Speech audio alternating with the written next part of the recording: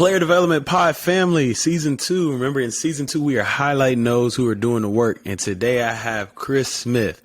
I'm excited to have Chris on. A lot of the people you've heard during this season are doing it on the FBS level, other levels, but Chris is doing it on the FCS level, doing a great job there at Stephen F. Austin. I don't want to give too much away from what he's going to talk about, but definitely want to have him on because he's doing great things there.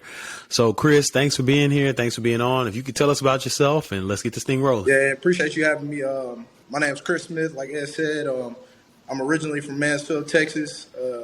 Played college ball at A&M Commerce for 5 years, got there in 14, had a very successful career there. I played defensive back there, won 3 conference championships and a national championship there, and then end up getting the opportunity to go out to SFA in Nacogdoches with Coach Carthel to be a GA and kind of express kind of what I wanted to do once I got into, the role of coaching, and just wanted to get into the director of player development. I didn't know anything about it at the time. Just was something that I had a vision for and thought about a long time ago, and just was blessed to be put an opportunity to do that. And now I'm going on 4 years, still rolling. So it's been good. Let's go. So you talked about, if you can go and elaborate a little more, you talked about, shout out to Coach Carthel. You know what I'm saying? We had I got the opportunity to jump on a Zoom with your entire staff. I shout out to Coach because we'll talk about this later about support, but man, he had the entire staff on that bad boy. I was impressed. If you can kind of talk about, go elaborate more into when you said, okay, Coach, I want to do player development. How was that? And how did you get into this role? How was that? Yeah. So, kind of when I, decided to make that leap to go and get into the side of coaching and everything, and Coach brought me on. He kind of asked me what I want to do, and obviously I kind of still want to be on the coaching side of things. But I told him I wanted to do player development, and he was like, "Not sure what that looks like." Me and him were both, in the gray a little bit. But my vision for me was to have a lasting impact on athletes and kind of show them the ropes on things outside of the life of football, because obviously, the football aspect of it is mandatory. That's what you're there for, right? Scholarship for, or even if you're a walk-on, that's your platform. But I want to show the guys, be able to give them the opportunity to understand everything that football offers outside of it, and be able to use that to their advantages and be successful with it, and then also have an impact for themselves. Be able, what's their impact personally? How they're impacting the community, how they're impacting from a mental health standpoint, and how they're impacting just based off their career alone, and how they want to go about it once, if they're fortunate to make it to the NFL, are they being able to use that once they get done, or if they even don't go to the NFL, what is their backup plan, what is their game plan outside of that? So that's kind of my vision for it, and kind of what I'm putting in for that. Gotcha. Now, if you kind of talk about some of your responsibilities day to day, what that looks like. Yeah, no doubt. So my responsibilities on the FCS level is, I kind of got a hand in everything from recruiting, conditioning, and obviously still helping out coaching a little bit. But I think the biggest thing is being able to, from a programming standpoint, being able to allot time to be able to do that and come up with those programs to help the guys be ready throughout the year. So from fall to spring to summer, and how I go about that, spending time with them day to day. From I help out, like I said, I help out strength and conditioning. So me and our strength coach, Coach Josh Stoner, we do a great job collaborating with each other, and he gives me the opportunity to be able to, if I have an announcement about something that's very important, I'm able to do that, before the lift or the run. So he gives me kind of that flexibility to do some of that, and it goes hand in hand. So we talk about that a lot. And obviously, recruiting is another big deal. Putting that into play, going and picking up guys and driving with them, talking to them, kind of seeing who they are as a person, not just talking about X's and O's, just kind of getting a feel of, the person itself, and seeing how they go about their day, or what they like, how they like it, if they even like playing football, or they just doing it. Right. Help That's a big one. A lot of people don't realize. Yeah. It's a lot that goes into it, and like I said, constantly day to day, you never get the same day. Everything, Right. by the minute, by the hour.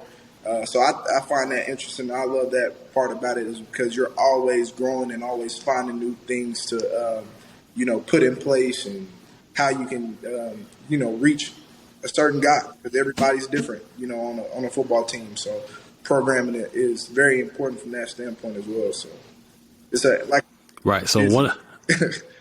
yeah. So you mentioned it. You said, and I normally ask it. I ask it just for the fun when I get on this with directors of player development.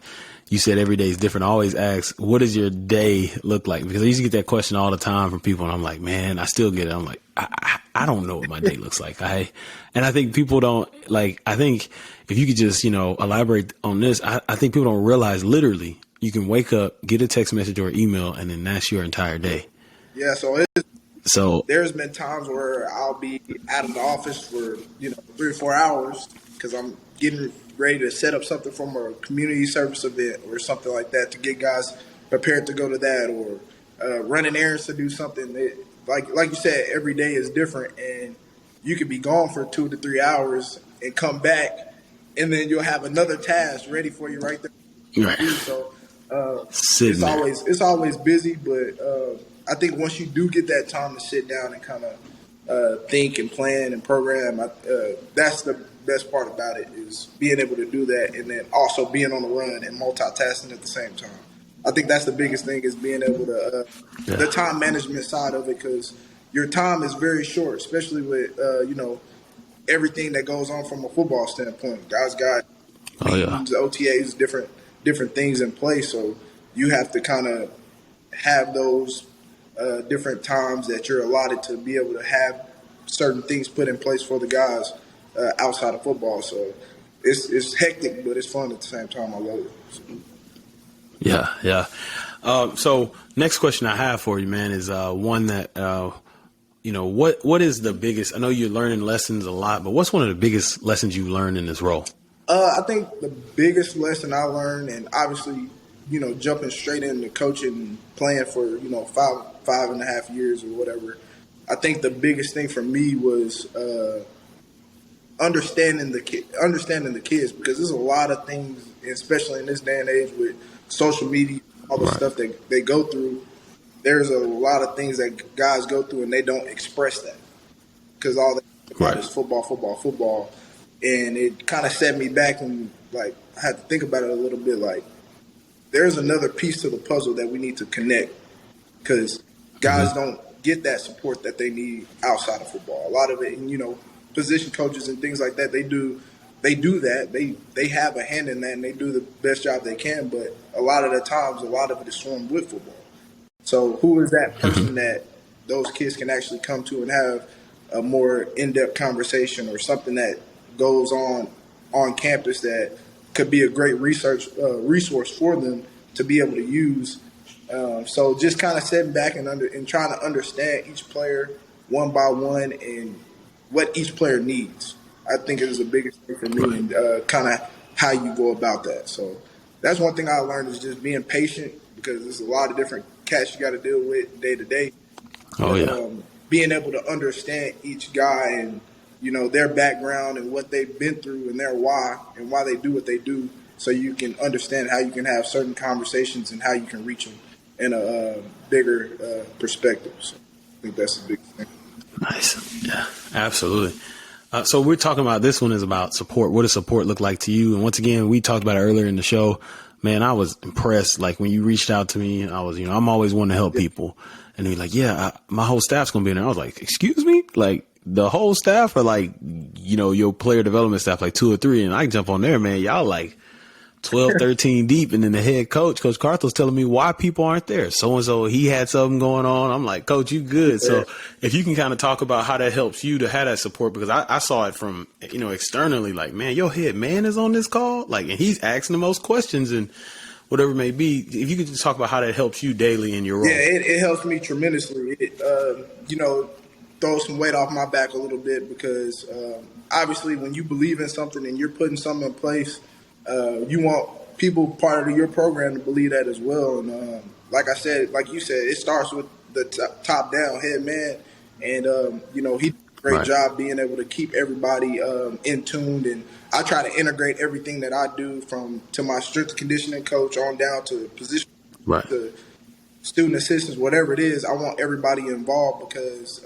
it's a team effort. Just as we're a football team, it's a team effort also as far as support and staff and stuff like that. So I think the biggest thing is that, the head coach himself was like, hey, we got this Zoom call. Right. We're going to do this. And, our guys were willing to get on, and they were just as interested to hearing about how you did stuff at Baylor than, that's me. Right. So it was fun, and Right. it was exciting. And even the guys that didn't show up there, hey, can you record it or can you write some notes down? So I think everybody was, willing to learn and wanted to learn more, and it helps out. It helps me out a whole lot because the guys are also going to listen to the position coach and the OC. Absolutely. That's getting hammered down, not just for me, but to them. Then it's going to hit more, and it's going to help, the guys be even more successful. So I love it, and I enjoy our staff, and it's great. Yeah, I think for me, the big thing I think about is, like I tell people all the time, you can have as much programming and you can have as much ideas and you can be as cutting edge as possible. But if you really don't have the support of your staff, specifically the head coach, and even in your case, you don't have some support from the coaching staff, it really doesn't matter. You can be, write all the books on player development and be the guy. It doesn't matter if there's not that support. So shout out to all the head coaches out there. Coach Carthel, I saw him at coach's school. He was like, man, this guy, Ed Jones, he talked to our whole side. I was like, hey, coach, like I'm trying to be like, walk around and be, no, it's AFCA. I'm trying to walk around and be like, hey, all right, quiet. He's like, no, Ed Jones, he's in the like lobby. Like, and I was just like, man, I appreciate it. Like to get the support from a head coach, that's pretty cool. All right, you're in the role. What advice would you give to those who are looking to get into the role? I would say, biggest thing is follow your dreams, follow your heart, follow, what you want to do as a director of player development. If it's not that, do whatever it is, but be in it 100% Right. and ask questions. I think that's the biggest thing is asking questions, and don't be afraid to reach out to somebody that's at a bigger spot than you are. I reached out to you, and I didn't know if you was going to respond back or not, but I was just like, man, let me check this out and get some help because I think that's what we're here for. We're all impacting student athletes, so at times we got to work together, especially in this day and age in this role.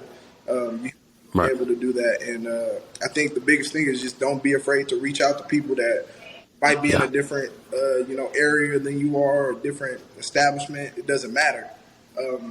There's people out there that's willing and wanting to help. You just got to put the foot forward to be able to reach out to them and ask questions. And, as soon as I brought that up to Coach Carthel was like, yeah, let's get them on. We get the whole staff. Right. And it turned out great. And now I have, you as a mentor that I can come to and ask questions. We talk all the time, and I'm asking questions. Right. How did you do this? How you do that? And so I think that's the biggest thing that I've learned is don't be afraid to reach out to somebody if you're willing to get into the field. And even if you want to go shadow somebody, go shadow. Go do something that'll help yourself out and that you can learn something. So once you get put in that role or get that opportunity, that you'll be ready to go. And even when you get into that opportunity, still ask questions, still call people. Right. I think that's the biggest thing I've learned. Absolutely, man. It's interesting you say that. That's why, like, when you hit me up, I hit you back immediately. I'm a big, because that's how I was when I was a coach, and I was coaching. I sent emails out to every coach that coached my position at every level in college. And I've always respected people who reach out. So when people reach out to me, I'm like, hey, let me get right back with them. Because even this past week, 2 weeks ago, I'm at the Black Sports Business Symposium, and it's a young man sitting in front of me. I randomly shake his hand, introduce myself. He's like, I'm interested in player engagement. I give him my card. I say, look, if anything you want to know about player engagement, player development, I got you. I will take you through it. And I'm like, and I told him, I said, but you have to hit me up. Like, I'm not going to chase you. Like, I want to give you this information, but you got to show some effort on your part. So I think that's great advice to, because some some of the people are listening to this want to get in this role. And I think that's great advice. Cause I know your LinkedIn is probably like mine. You probably got a student or your Twitter like, hey, how did you get into it? And it's like, man, I'm trying to give you game, but you got to take advantage of it. What's the best advice you've received in your life? The best advice I received in my life was from my dad. And it was, whatever you do today can and will affect your future. So I take that, very seriously by the decisions I make, how I'm talking to people, how I'm doing certain things, I think is the biggest thing, because I think the discipline side of it is what a lot of people lack in today. Mm-hmm. I mean, being able to stay disciplined, stay true to yourself, and, don't let, you're going to go through adversity. You're going to hit hard times, hard struggles. I lost my dad in 2015 to cancer when I played at A&M Commerce, and I'm still here, still doing the best I can to keep pushing and moving forward and making him proud each and every day. So I would just say, just stay true to yourself, be you. Don't try to change for anybody else. Don't try to do anything differently. Be unique in your own way. And if you do take something from somebody, how can you mold it and put it into the way you craft your stuff? So, that's the best advice somebody gave me, and I just ran with it and been doing it ever since. And being kind, genuine, love, caring, that's just all me. I just want to be that type of guy for people. I want to have a lasting impact on every single person that I talk to, that I touch, because I think that's what we need in the world. I think we need to have that impact and have that. So, because there's a lot of people that don't understand it and go through those struggles. So that's just who I am a little bit. So. Yeah, man, it's interesting. I didn't even know that. But I lost my dad in 2015 to cancer also. And a lot of the advice that I keep is, it's more, the biggest thing I keep from him is just like, you similar, which treat people right. Just, my dad used to say, you never know who's going to circle back around and be able to help you.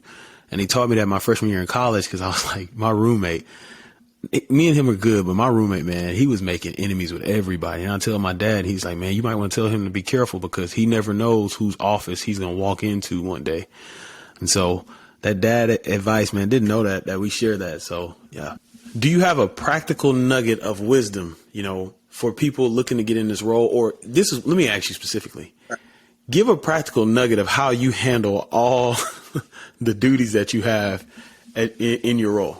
I would say for me is just being patient and trying to grow each and every day with everything that I do. And when I say patience, I mean like just the chaos and everything that comes with it. Being able to relax and calm yourself down and think before you do stuff, and always having somebody to help. Always ask questions. That's just who I am. If I don't know it, then I'm gonna ask questions. But just being able to go with the flow of things. Because like I said, day to day things change, so you can't force things to happen or force things on people. Right. I just kind of go with the flow a little bit and just do things the best way I know how and the proper way, just try to do the best I can from a work standpoint. I work hard. I grind. If I'm asked to do something, I try to do it to the best of my ability. I try to help people if it's not even my job, I'm gonna try to pick up or clean up, or if there's trash inside the facility, I'm gonna try to help the janitors out the best way possible. If there's trash on the field, I'm gonna try to do that. Like, even when I'm not being seen, I'm gonna try to do something and put an effort to help the program be better each and every day. And people eventually are gonna see that, and you just being who you are is gonna change a lot. You being in the building and making an effort to help the program be better is enough. You don't have to do anything just too drastic or too crazy. You just be there, do your job, grind, and everything will be just fine. So.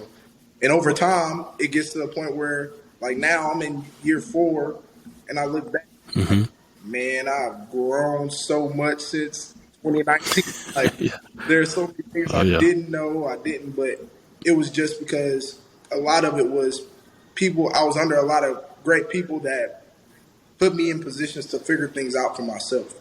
They just give me giving me handouts and things. If I ask questions, I'll be like, figure it out. Like, go do this, do that. Right. And I think that was the best thing that helped me was being able to figure out a lot of things for myself. And now people are asking me the questions and I'm giving them the answers to it. So I think that's the biggest thing is just always try to figure things out for yourself first. And then if you can't figure it out, then go to somebody. But try to put that effort in first. Love that. Love that. Now, you're taking care of a lot of people in a lot of different scenarios. You're taking care of coaches, players. I mean, you're doing a lot. How do you take care of yourself? I do what I love. I'll try to. I'm a big movie person, so I like watching movies. Nice. Go to the Cinemark. I watched like 3 movies in the past. So I watch movies. I'm into golfing, so I'll watch golf. I'll go hit the range or go play with some buddies. And then the other thing is just being able to always be around family. I'm a huge family person. Right. I got 4. I got 2 nieces and 2 nephews. So being around them, being around my mom, my brother, his family. I just have to be around my family. That's one of the biggest things. I'm a huge family person. And I try to enjoy as much time that I get with them until, because when the season starts, you ain't going to see them for a while. So I try to get I already know. Yeah. And then also I try to talk to, I got 3 roommates that I talk to almost daily. Try to keep up with them. And my best friend back home, we talk like every day. So just having those accountability partners and then spiritually trying to stay up on that, being a Christian man and, loving the Lord is one of my biggest things, and trying to have those accountability partners and those people to keep me on the straight and narrow and where I don't fall off the path. And so that's kind of some of the things I do to just take care of myself. But I'm a huge proponent of just take care of the people, and I do that in the time. And I think I get some of that and just help seeing other people be happy and seeing the smiles on their faces, because like you said, you don't know what people go through each and every day. So I try to make somebody happy or smile every single day, because that makes me happy. That makes me smile, and that makes me want to keep doing more. So I'm a giver, so I love that. So. Nice. Well, Chris, thank you for. We got rapid fire questions. You ain't know about this. All right. So, question number 1: what are you reading? What am I reading? Oh, that's a good question. I'm gonna go ahead and tell you right now. I'm gonna shoot it to you straight. I'm not a big reader. I need to start getting into reading more. But like I said, I'm a movie guy. I analyze movies, break it down. So I do need to get into reading more. That's something I'm working on. But yeah. What's the last movie you watched? The last movie I watched was Jurassic Park. Nice. But I watched like 3 others before that. Top Gun is top on the list right now. That was a great man. So I'm hearing it's a great movie. So me and my wife, we actually watched the original. And I was like, man, the original was like, and I kind of already know what the sequel could be. And I just like my homeboy, he put out on Facebook today. He's like, man, I didn't even see the original, but the sequel is fire. So like we're making time for that, because I got to go see it, because the first one's fresh on my mind. It's great. It won't let you down. It will not let you down. Okay. That's what I like to hear. What daily discipline are you working on? Daily discipline. I think for me is just, I think time management. I think that's one thing for me that I kind of try to consistently work on day to day. How I'm allotting my time for certain things and being more organized with stuff. I think that's the biggest thing is with player development. You have to be organized. You can't kind of go with the flow a little bit. You have to have that organization piece, because things come up so fast. You get emails, you get things you got to check on. So I think that's a big thing is time management and organization is huge for me at this point. Nice. All right. Hopefully I don't pronounce the city wrong, but if you get $25 to go get lunch in Nacogdoches, that's it, right? Nacogdoches? Yeah, I got it right. All right. You got $25 to go to lunch in Nacogdoches. Where you going? Oh, that's a tough one. There's some good spots, man. I'll probably say CC Smokehouse. They got good steaks. Nice. CC Smokehouse has great steaks, and they got some good food there. So that's a big one for me. Got you. All right, $125 for dinner. Where you going in Nacogdoches? Oh, $125. Ooh, I'm probably gonna go to Any Pastas. Annie Pastas, nice. I like that. The play on words. That's Annie Pasta. Nice, nice. When we were there, I had to check that out. If you could join a band. Oh, so I'm sorry. Nah, What were you you saying? good. I was about to say they got some great food there. Their shrimp wontons, one of the greatest. So, Okay. yeah, Okay. good. All right. All right. Gotta check it out. If you could join a band or a music group, past or present, who would it be? Band or music? Ooh, that's a good one. Hold on, give me a second on this one. I would band or music group. I'll have to say the Temptations. Okay. Temptations. That's a nice one right there. That's a nice one right there. Okay. Okay. Motown. Yeah, Keep it yeah, easy. yeah. Temptations. All right. All right. All right. I thought you was going to say Jodeci. All right. So, all right. If you could co-star in a movie, action and comedy, who would it be? Ooh, if I could Because you're a movie guy. So I'm excited. You're a movie guy. co-star in a movie. See, I'm a huge. I like Transformers. Transformers is like Nice. so. I'll probably have to get in there with Shia LaBeouf a little bit. And Yeah. Transformers. Give me a Yeah. little Camaro that can change and form into something different. I got you. Okay. And then comedy, well, who would it be? Comedy. Oh, I have to get on Life with Mark. That's a good one. Yes, that's a good one. Man, they got so many one-liners on there, man. Oh, man. It is. I can't fully. One of my favorites. You say it's 27 miles down the road. It's 27 miles down. That one or Harlem Nights. Harlem Nights is. Oh yeah. Harlem Nights is that's a cold one right there. There's a lot of heavy hitters in that. That's a heavy hitter. The alley scene. Well, if you gonna do it, do it.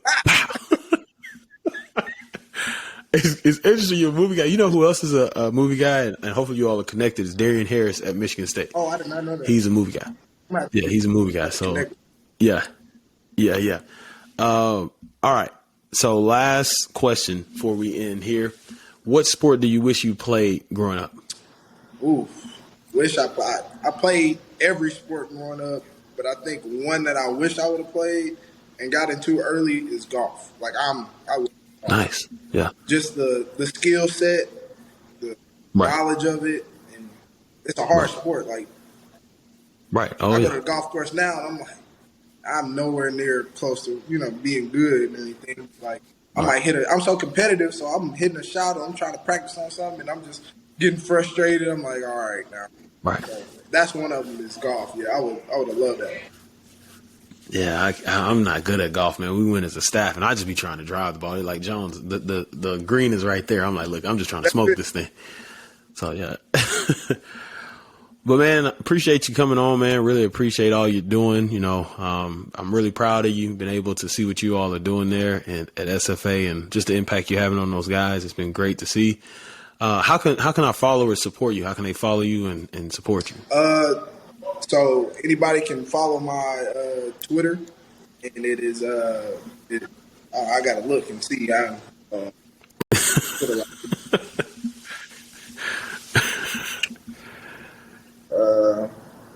So it's Coach C.I. Smith. That is my Twitter. Follow me on Twitter. Okay. That'll be great. You need to ask me questions. If you hit me up, I might ask you a few questions. But hit me up on Twitter, and then once you hit me up, I'll give you my cell number, whatever you need, contact, email. We can go about it like that. And any support will be great. Just following is enough for me, and we'll just keep this thing rolling. That's the biggest thing. Absolutely. Well, appreciate you, man. Once again, representing for the FCS level. I'm glad to have you on here to show people that, a lot of people want to get to Power 5 and whatever. You can still make the impact wherever you are. So I appreciate you, Chris. And shout out to y'all this season. Tell Coach Carter I said hello. Hopefully I may come to coaching school and see y'all there. But yeah, man, appreciate you having me. And that was the first thing I told Coach Carter. I was like, hey, podcast Ed. And he was like, man, tell Ed I said hello. So he was Yeah, good dude, man. Well, all right, y'all. We will see y'all in the next All right. episode.